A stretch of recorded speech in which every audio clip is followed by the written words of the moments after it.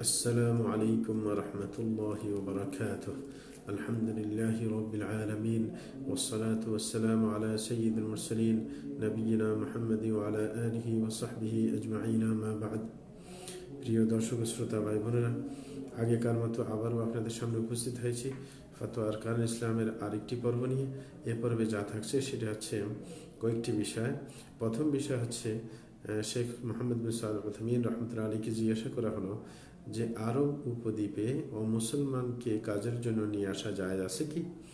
তখন এর উত্তরে তিনি বলেছেন যে আরব উপদ্বীপে কোনো অমুসলমানকে কাজের জন্য নিয়ে আসা, এতে করে রসুল আকরম সাল্লামের একটি বাণীর অমান্য করা হয়। কারণ রসুল আকরম সাল্লাম তার মৃত্যুর সময়ে, মৃত্যুর আগে যখন অসুস্থ ছিলেন, সেই অসুস্থ থাকার সময়ে তিনি বলেছেন আখরিজুল মুশরিকিন মিন জাজিরাতিল আরব, যে তোমরা মুশরিকদেরকে আরব থেকে বের করে দেয়, যে তোমরা আরব উপদ্বীপ থেকে মুশরিকদেরকে বের করে দাও। এই যে আদেশ তিনি মৃত্যুর আগে করে গেছেন, সেটার বিরোধিতা হয় যদি আমরা অন্যদেরকে এখানে নিয়ে আসি। এবং মুসলিম শরীফে আরেকটা হাদিসের মধ্যে রাসূল বলেছেন লা উখরিজান্নাল ইয়াহুদ ওয়ান নাসারা মিন জাজিরাতিল আরব হাত্তা লা আদআ ইলা মুসলিমা।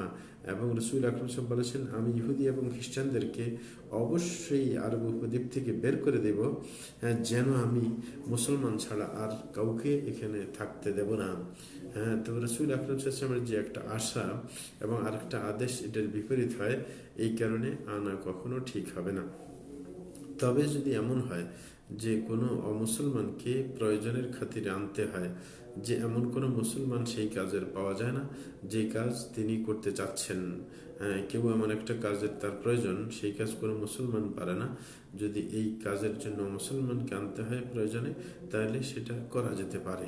তবে একটা শর্ত মানতে হবে, সেটা হচ্ছে যে তাকে স্থায়ী কোনো আকামা দেওয়া যাবে না, যে অস্থায়ী আকামা দিতে হবে, যে কাজ শেষ হলে তাকে বের করে দিতে হবে।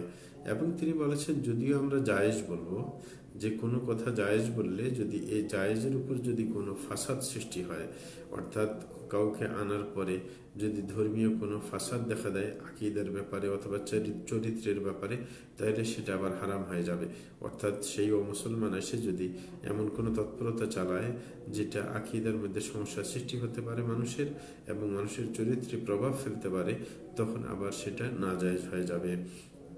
কারণ তিনি বলেছেন যে যেই কোনো জায়েজ যদি তার উপর কোনো আপনার সমস্যা দেখা দেয়, তখন সেটা আবার জায়েজ থাকে না, সেটা হারাম হয়ে যায়। তখন আসল উদ্দেশ্যের আপনার ভিত্তিতে, কারণ কোনো জিনিস যদি এমন হয় যে উদ্দেশ্যের সাথেই তার মানে সম্পর্ক, যে উদ্দেশ্য যদি গলত হয় তাইলে মাধ্যমটা গলত, তাইলে উদ্দেশ্য যদি আপনার এখানে মানে তাকে আনা, আপনার আনা হচ্ছে, কিন্তু উদ্দেশ্য যদি গড়মিল হয়ে যায়, তখন সেটার উপরে সেটার প্রভাব অবশ্যই পড়বে। আচ্ছা, এখন কথা হচ্ছে তিনি বলছেন, এবং এটার আরেকটা ফাসাদের দিক আছে। তিনি বললেন মুসলমানদেরকে মুসলিম এলাকায় আনার, সেটা হচ্ছে যে থাকতে থাকতে তাদেরকে ভালোবেসে যেতে পারে, এবং তাদের কিছু কর্মকাণ্ড ভালো লেগে যেতে পারে, এবং কমপক্ষে এমন হতে পারে যে কাফেরদের সাথে চলাফেরার কারণে যে তাদের প্রতি যে আপনার ঘৃণাবোধ এবং শত্রুতা, সেটাও কমে যেতে পারে। সুতরাং এটার ফাসাদ অবশ্যই রয়েছে। এই কারণে এটাকে একবারে যৎকিঞ্চিত মানে কঠিন পর্যায়ে, যেটা সম্ভবই না, যতটুকু আপনার প্রয়োজন অতটুকুই সীমাবদ্ধ রাখতে হবে। এছাড়া আর বাড়তি করা যাবে না।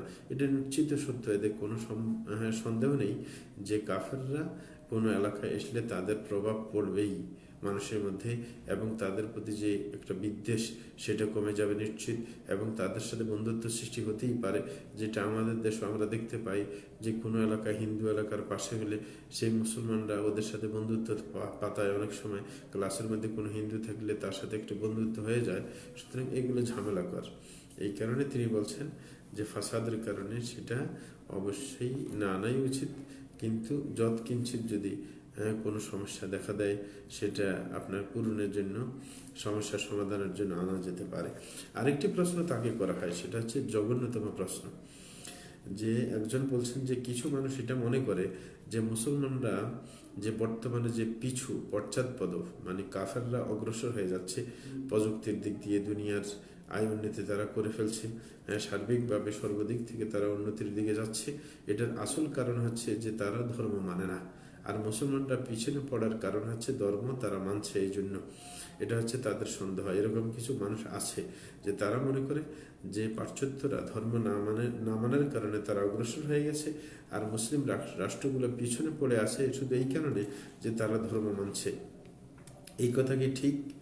যে শায়েখকে জিজ্ঞাসা করা হলো যে এরকম কথা কি ঠিক, এবং তারা এটাও বলছেন যে প্রশ্নকর্তা যে দেখা যায় যে তাদের নেয়ামত আসছে, যে তাদের ওখানে বৃষ্টি বেশি হয়, তাদের ওখানে ফসলও বেশি হয়, তাইলে এই ধর্ম ছাড়ার কারণে এই ঘটনা ঘটেছে, কিন্তু মুসলমানদের এলাকায় এটা ঘটছে না। তখন এর উত্তর কিন্তু বিস্তারিত শায়েখ দিচ্ছিলেন, এটা আমাদের খেয়াল দিয়ে শুনতে হবে। তিনি বলছেন যে আপনার এই কথাটা যে বলছে সে আপনাকে আপনার ইমান যে তার মধ্যে একেবারেই দুর্বল সেটার প্রমাণ পাওয়া যায়। কারণ এই জাতীয় কথা একজন বেঈমান অথবা ইমান শূন্য ব্যক্তি বলতে পারে। এবং এর পাশাপাশি তিনি আরো বাড়িয়ে বললেন এমন ব্যক্তিও বলতে পারে যে আপনার ইতিহাসের ব্যাপারে তিনি মূর্খ, মানে ইতিহাস জানে না। একটা হচ্ছে ধর্ম, তার মধ্যে ইমান নেই, আর একটা হচ্ছে ইতিহাস সম্পর্কে অজ্ঞ।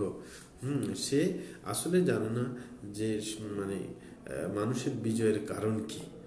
কারণ এটা ইতিহাস প্রমাণ করে যে মুসলিম সমাজ বা ইসলামী মুসলিম উম্মাহ তারা কিন্তু যখন ইসলামের শুরু যুগে ইসলামকে যখন আঁকড়ে ধরেছে তখন তারা শক্তি পেয়েছে, তারা সম্মান পেয়েছে, এবং তাদের প্রতিপত্তি মানে দুনিয়ার সর্ব জায়গায় তাদের মধ্যে ছিল। এবং বরং কেউ কেউ এরকমও বলে থাকে যে বর্তমান যুগে যে কাফেররা যে উন্নতি ঘটিয়েছে এরা কিন্তু ইসলামের শুরু যুগের সেই উন্নতিকে তারা মডেল হিসেবে গ্রহণ করেই তারা অগ্রসর হয়েছে। এটা হচ্ছে আসল কথা। কিন্তু মুসলমানরা যখন তাদের ধর্ম থেকে দূরে সরে গেছে, তারা যখন তাদের ধর্মের মধ্যে বেদাত শুরু করেছে আকীদার ক্ষেত্রে, কথার ক্ষেত্রে, কাজের ক্ষেত্রে, এই কারণে তারা পিছনে পড়ে গেছে। এটা হচ্ছে আসল কথা। কখনো এটি শুদ্ধ নয় যে মুসলমানরা ধর্ম ছেড়ে দিলে উন্নতি করবে, বরং না, যে সময় ধর্ম তারা আঁকড়ে ধরেছিল সেই সময় তারা উন্নতি করেছে, তাদের প্রভাব প্রতিপত্তি ছিল, এবং মুসলিম এলাকাগুলোতে আপনার শিক্ষা দীক্ষা গ্রহণ করার জন্য কাফেররা আসতেছিল। কিন্তু যখন তারা পিছনে সরে গেছে তখন তারা আস্তে আস্তে পশ্চাৎপদ হয়ে গেছে, ধর্ম থেকে পিছনে, সাথে সাথে দুনিয়া থেকে পিছনে পড়ে গেছে। এই কারণে তিনি বলেন যে আমরা নিশ্চিতভাবে বিশ্বাস করি এবং আমরা এই ব্যাপারে সাক্ষ্যও দেই যে যদি আমরা আবার আমাদের সেই পূর্বের ধারায় ফিরে আসি, অর্থাৎ পুরোপুরি ইসলামের দিকে চলে আসি, তাইলে আমাদের সম্মান বাড়বে, আমাদের ইজ্জত বাড়বে, এবং বিশ্বের মধ্যে আমরা আবার প্রভাব বিস্তার করতে পারবো। এই কারণে তিনি একটা রেফারেন্সও দিচ্ছেন। তিনি বলছেন যখন আবু সুফিয়ান আপনার যখন আবু সুফিয়ানকে ডাকলো, মানে যখন হেরাকলের এলাকার মধ্যে আবু সুফিয়ান গিয়েছিল, তখন সে আবু সুফিয়ানকে ডেকে তাদের সম্পর্কে জানতে চেয়েছিল, মুসলমানদের সম্পর্কে জানার জন্য যখন তাকে নেওয়া হয়েছে তখন সে অনেকগুলো প্রশ্নই করেছে। হেরাকল মানে রোম সম্রাট, হেরাকল বলা হয় এদেরকে। তো প্রশ্ন অনেকগুলো করেছে, তার মধ্যে সবগুলো করার পর সে সঠিক উত্তর দিয়েছে। দেওয়ার পরে সে কি বলল, সম্রাট কি বলল, ইনকানা মা তাকুলু হাক্কা ফাসায়ামলিকু মা তাহতা কাদামাইয়া হাতাইনি। বলে যে তুমি যা বলছিলে আমার প্রশ্নের উত্তরে, যদি তোমার কথা সত্য হয়ে থাকে তাহলে অচিরেই সেই মোহাম্মদ আমার এই পায়ের নিচে যে অঞ্চল আছে সেটাকে সে দখল করে ফেলবে, এটার মালিকও সে হবে। যখন আবু সুফিয়ান তার সম্রাটের কাছ থেকে বের হয়ে বাইরে গেছে তখন সে কি বলতেছিল, সে বলতেছিল লাকাদ আমিরা আমরা ইবনে আবি কাবশা ইন্নাহু লা ইয়াখাফুহু মালিক বানিল আসফর। বলে যে লাকাদ আমিরা আমরু ইবনে আবি কাবশা, বলে যে ছাগল চড়ানোর মানে ইবনে আবি কাবশা বলা হয়তো রসুলকে, মক্কার কাফেররা মানে মানে এরকম ভাবে অবহেলা করে তাকে নাম দিয়েছে যে ছাগল চড়ানোর ছেলে। বলে যে তার ব্যাপারটা দেখি বড় হয়ে গেছে, বলে যে এখন দেখি মানে রোম সম্রাট পর্যন্ত তাকে ভয় পায়। তাইলে এই যে আপনার কথা, রোম সম্রাটের কথা, যে সত্যিকার যদি মানে তোমার কথা ঠিক হয়ে থাকে এবং সে যদি সত্যিকার নবী হয়ে থাকে তাহলে আমার এলাকার মালিক হবে। তাইলে এই কথা থেকে এটা বোঝা যায় যে ইসলামকে যদি আমরা আঁকড়ে ধরি তাহলে আগের মতো আপনার সবাই ভয় পাবে এবং আমরা সবার উপরে থাকতে পারবো। কিন্তু কথা হচ্ছে যে ওই লোকটা যে বলল যে কাফের রাষ্ট্রের মধ্যে যে জিনিসগুলা আপনার উন্নতির যে জিনিসগুলো দেখা যায়, তারা প্রযুক্তির দিকে উন্নতি করেছে, আমাদের ধর্মতা সেটা নিষেধ করে নাই। আপনি কেন অগ্রসর হওয়ার চেষ্টা করবেন না? আপনি প্রযুক্তির দিকে অগ্রসর হওয়ার কেন চেষ্টা করবেন না? সবাই যদি চেষ্টা করে তাহলে অগ্রসর হওয়া সম্ভব ছিল। গবেষণা চালিয়ে গেলে কিভাবে দুনিয়াতে উন্নতি করা যায়, তাহলে সেটাও পারা সম্ভব। এটা তো শরীয়ত নিষেধ করতেছে না। আরেকটা হচ্ছে, এখন বলে যে তিনি আফসোস করে বলছেন, না আমরা ধর্ম মানছি, না আমরা দুনিয়া মানছি। আমাদের তো দুনিয়াতে অগ্রসর হচ্ছে, কোনোটাই তো চলছে না, যে আমরা সব দিকে পিছিয়ে পড়েছি। এটা হচ্ছে আমাদের ধর্মের প্রতি অগ্রসর না হওয়ার কারণে আমরা দুনিয়ার প্রতি অগ্রসর না। যে ধর্মকে গুরুত্ব দিতাম, দুনিয়ার মধ্যে আল্লাহর রাজ প্রতিষ্ঠা করার জন্য দুনিয়ার ক্ষেত্রে উন্নতি আসতো। এটা হচ্ছে আসল কথা। কারণ আল্লাহ বলেন, তিনি বলেন, আল্লাহ সূরা আনফাল ৬০ নম্বর আয়াতে বলছেন, ওয়াইদ্দু লাহুম মাসতাতা'তুম মিন কুওয়াহ ওয়া মিন রিবাতিল খাইলি তুরহিবুনা বিহি আদুওয়াল্লাহি ওয়া আদুওয়াকুম, যে তোমরা তাদের জন্য, কাফেরদের জন্য সাধ্যমতো শক্তি সঞ্চয় করো এবং তোমরা এরকম ঘোড়াকে আপনার বেঁধে রাখো, মানে ঘোড়াকে রেডি করে রাখো, হ্যাঁ, যেগুলোর মাধ্যমে তোমরা তোমাদের শত্রু এবং আল্লাহর শত্রুকে আতঙ্কিত করতে পারবে। তাইলে আল্লাহ তো শক্তি সঞ্চার করার জন্য বলেছেন, দুনিয়ার শক্তি গ্রহণ করতে বলেছেন। দুনিয়ার এই যে উন্নতি, এগুলোর বিপক্ষে তো ইসলাম নয়। সুতরাং এটা বললে কাজ হবে কি, যে আপনার ইসলাম পালন করার কারণে আমরা পিছিয়ে না, আমরা সব দিকেই পিছিয়ে পড়েছি এখন, না ধর্ম থেকেও পিছিয়ে, দুনিয়া থেকেও পিছিয়ে। এরকম ভাবে আল্লাহ সূরা মুলকের 15 নম্বর আয়াতের মধ্যে বলেন, হুয়াল্লাযী জাআলা লাকুমুল আরদা যালুলা ফামশু ফী মানাকিবিহা ওয়া কুলু মির রিজকিহি। আল্লাহ বলেছেন, তিনি তোমাদের জন্য দুনিয়াকে অধীন করে দিয়েছেন, যে সুতরাং তোমরা দুনিয়ার আনাচে কানাচে চলে ফিরে তোমরা রিজিক ভক্ষণ করো। তাইলে আল্লাহ আমাদেরকে তো দুনিয়াতে ঘুরে ফিরে আমাদের সুবিধা গ্রহণ করার জন্য, রিজিক গ্রহণ করার জন্য আদেশ করেছেন। সুতরাং দুনিয়াতে অগ্রসর হইতে আমাদেরকে তো নিষেধ করেননি আল্লাহ। আল্লাহ তাআলা অন্য আয়াতের মধ্যে বলেন, সূরা বাকারার 29 নম্বর আয়াতে, যে হুয়াল্লাযী খালাকা লাকুম মা ফিল আরদি জামিআ, যে তিনি দুনিয়াতে যত কিছু আছে সবকিছু তোমাদের জন্য সৃষ্টি করেছেন, তোমাদের কল্যাণেই সৃষ্টি করেছেন। যদি এটা হয়ে থাকে যে আমাদের কল্যাণে, তাইলে আমরা কেন কল্যাণ গ্রহণ করব না? আমরা দুনিয়াতে অগ্রসর হব না কেন? আমাদের শরীয়ত তো বাধা দিচ্ছে না। কিন্তু আমাদের হচ্ছে, যখন আমরা ধর্মের দিকে পিছিয়ে, তখন দুনিয়ার দিকেও পিছিয়ে পড়েছি।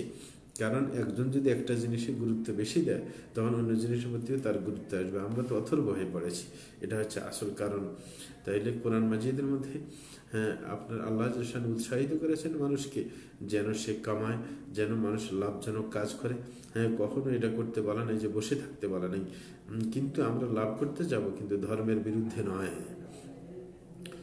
এবং তিনি এটাও বলেছেন যে কাফের রাষ্ট্ররা, যে কাফের, এরা তো মৌলিকভাবে কাফের, তাদের যে ধর্মের তারা দাবি করছে সেটাও কিন্তু বাতিল ধর্ম, সেটা কোনো সঠিক ধর্ম নয়।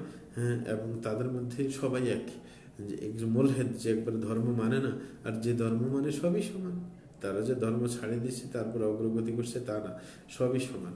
কারণ আল্লাহ নিজেই বলেছেন, ওমান ইয়াবতাগি গায়রাল ইসলামি দীনান ফালান ইউকবালা মিনহু, যে ব্যক্তি ইসলাম ছাড়া অন্য কিছু অন্বেষণ করবে তার পক্ষ থেকে তা গ্রহণযোগ্য হবে না।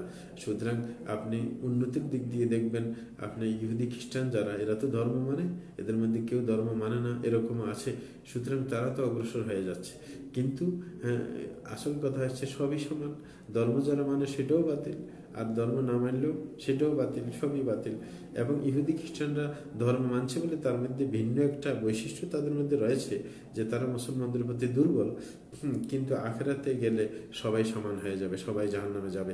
কারণ রাসূল আকরাম সাল্লাল্লাহু আলাইহি ওয়াসাল্লাম বলেছেন যে, লা ইয়াসমাউ বি মিন হাযিহিল উম্মতি ইয়াহুদিয়্যুন ওয়ালা নাসরানিয়্যুন সুম্মা লা ইয়াত্তাবি'ু মা জাআ বিহি ইল্লা কানা মিন আসহাবিন নার। আল্লাহ রাসূল বলেন যে, আমার ব্যাপারে যদি কোনো ইহুদি খ্রিস্টান যদি আমার কথা শুনে, মানে রাসূলের কথা শুনে, তারপরে যদি আমার আনা সেই বিধানকে না মানে, তাইলে সে জাহান্নামে যেতে বাধ্য।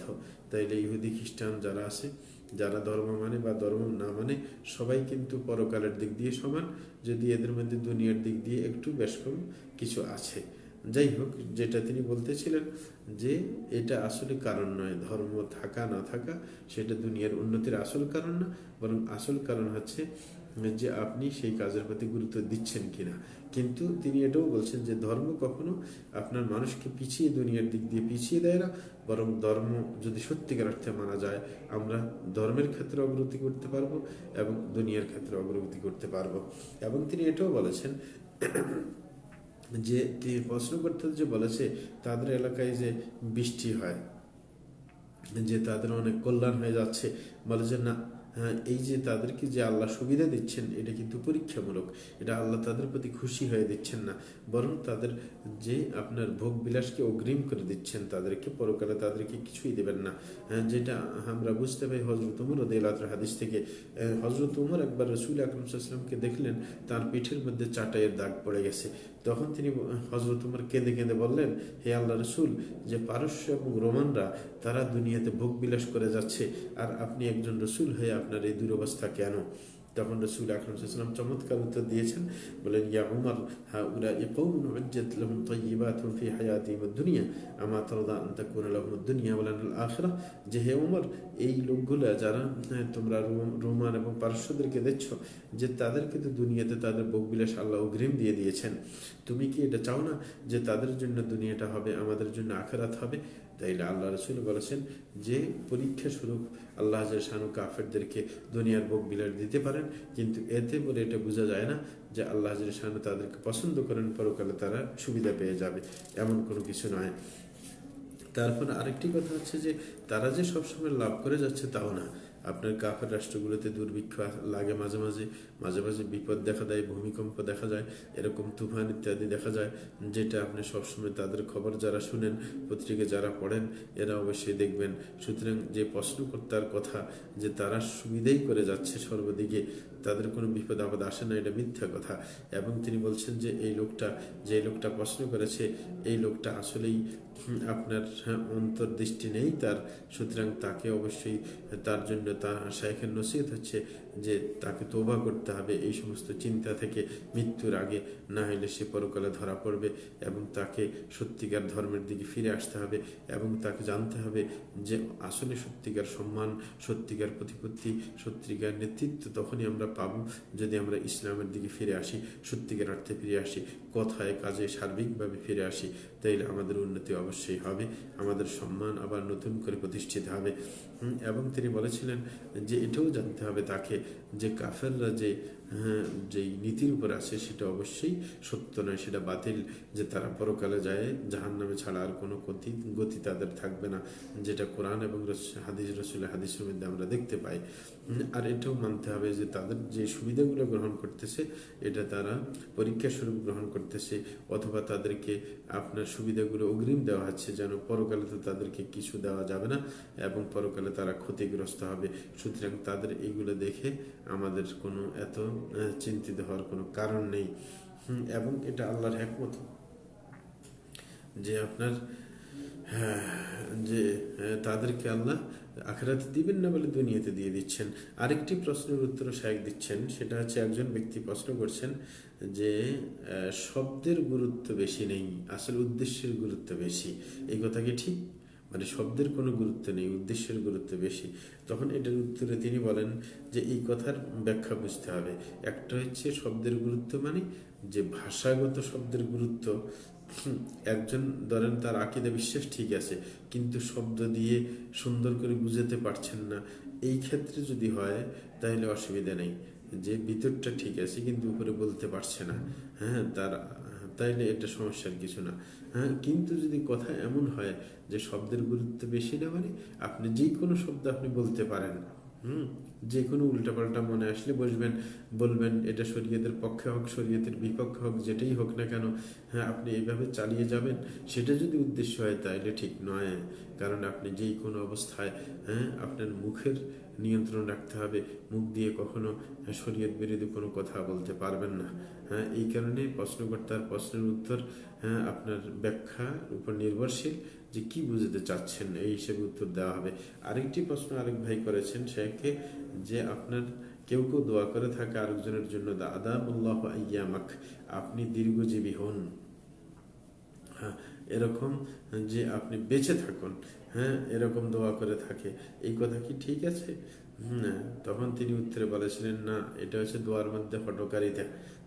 কারণ হচ্ছে আজীবন বেঁচে থাকা এটা কারোর পক্ষে সম্ভব না। যে আদাম আল্লাহ আইয়ামাকা মানে আপনি বেঁচে থাকুন, আপনি না মরেন। হ্যাঁ, তো এটা না মরা কার দ্বারা সম্ভব না, সবাইকে মরতে হবে।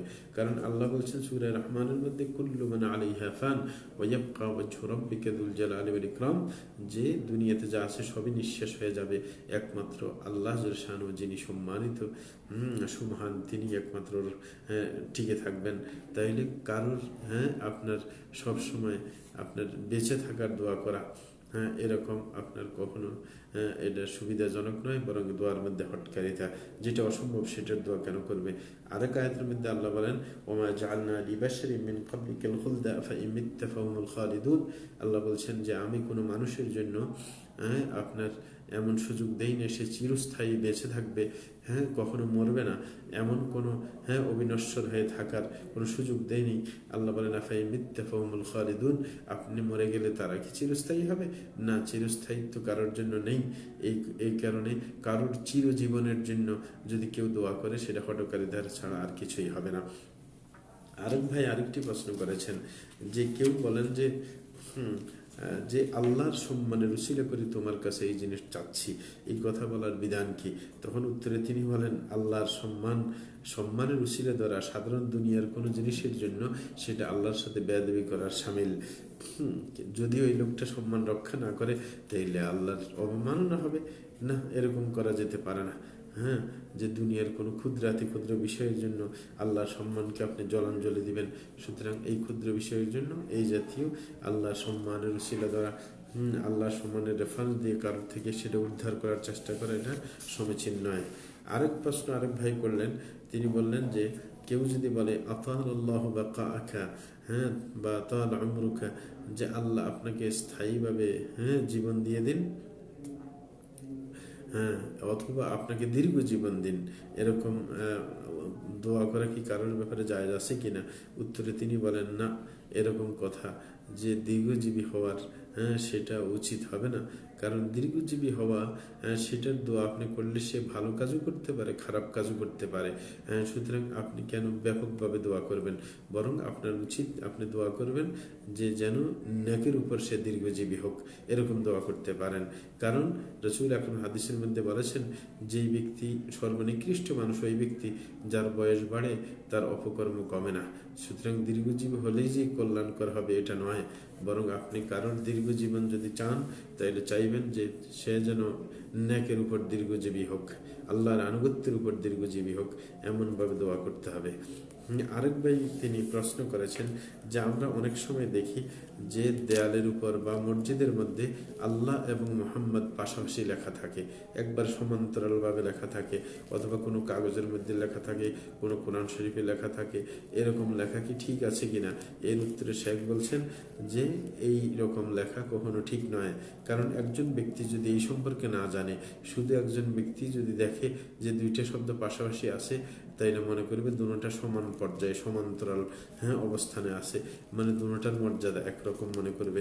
এই কারণে কখনো এরকম লেখা ঠিক নয়, বরং আল্লাহ উপরে লিখবে, মোহাম্মদ নিচে লিখবে, যেন সমান্তরাল বোঝা না যায়।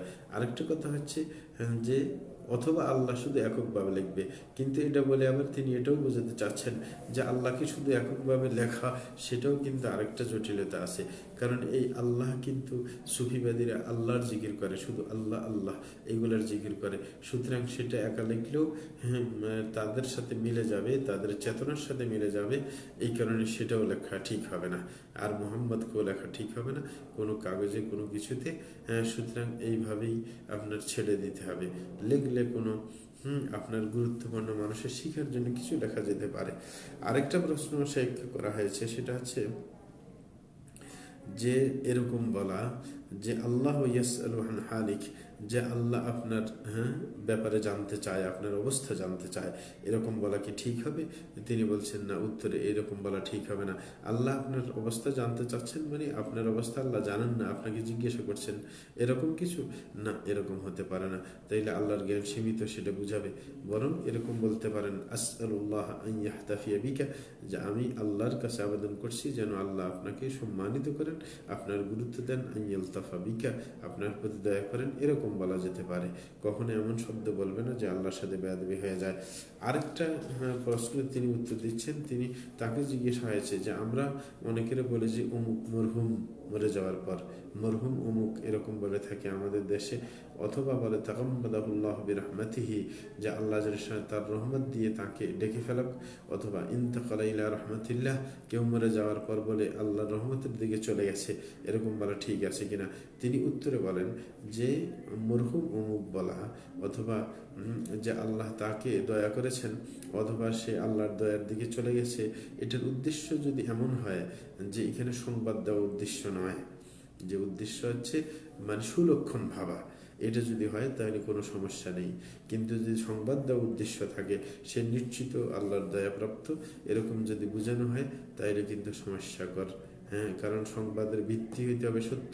আপনি তো জানেন না সে কি আল্লাহর রহমত পাচ্ছে নাকি আল্লাহর পক্ষ থেকে শাস্তি প্রাপ্ত হচ্ছে। সুতরাং আপনি কখনো বলতে পারেন না যে মরহুম অমুক, যদি আসল উদ্দেশ্য হয় সংবাদ দেওয়া, আর যদি সংবাদ না হয়ে যদি সুলক্ষণ উদ্দেশ্য থাকে তাহলে সমস্যা হবে না। তিনি আরেকটা প্রশ্নের উত্তর দিচ্ছেন, তাকে জিজ্ঞাসা করা হয়েছে যে আরব দেশে শোনা যায় বিসমিল ওয়াতন, বিসমিল শাহ, বিসমিল উরুবা, যে আমার দেশের নামে অথবা জাতির নামে, হ্যাঁ, অথবা আরব দেশের নামে এরকম বলে কথা বলে অনেকে, যে আরব দেশের নামে আমি বলছি, হ্যাঁ এরকম বলে, এরকম বলা কি ঠিক আছে?